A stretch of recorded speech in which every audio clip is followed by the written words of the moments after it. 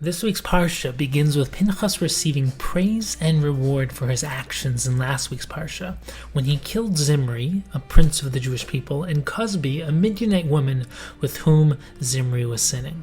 And Hashem quickly justified Pinchas' act, showing its extreme merit, by rewarding him with the Bris Shalom and the Bris Kahuna. So what's the meaning of these two blessings, and why did Pinchas deserve them, specifically in response to his actions with Cosbi and Zimri? And perhaps even more importantly, why was Pinchas' act of murder even considered heroic? It appears to be violent and rash, perhaps even worthy of criticism. So why then was it rewarded, and so handsomely at that?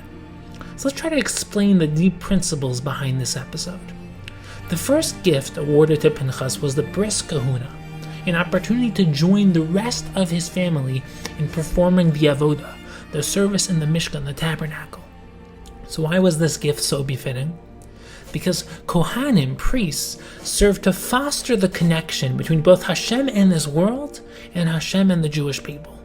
So through the avodah in the mikdash, through the service in the temple, the Kohanim connect the physical and spiritual, the Jewish people, to their source.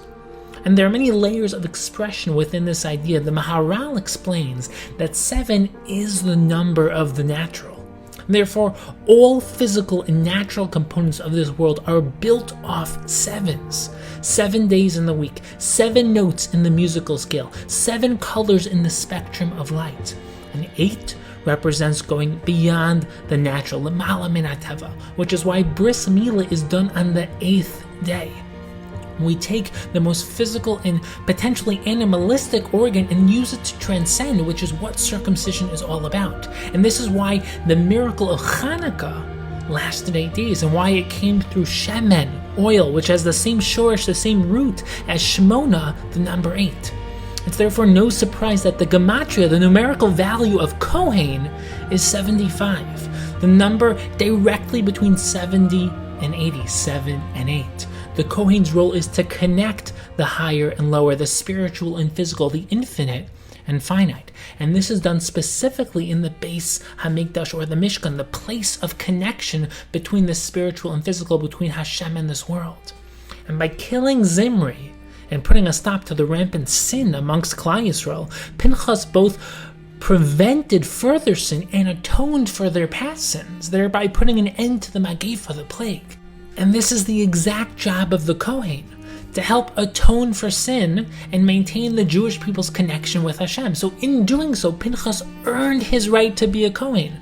Kahuna was not an arbitrary gift, it was the positive consequence of the person Pinchas chose to become, a zealot for Hashem. And in addition to the Bris Kahuna, Pinchas was granted the Bris Shalom. Simply translated, the word Shalom means peace. But the deeper understanding and translation of Shalom is harmony and balance.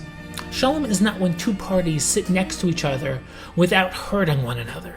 True Shalom is when different parties, perhaps even contradictory parties, are able to interconnect, harmonize, and create something beyond the sum of their parts.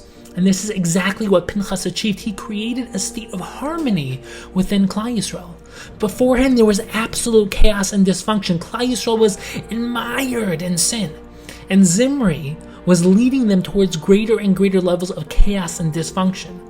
Pinchas not only reinstated equilibrium, resetting the balance, but created a stronger, deeper state of connection and oneness, both amongst the members of Klal Yisrael and between Klal Yisrael and Hashem.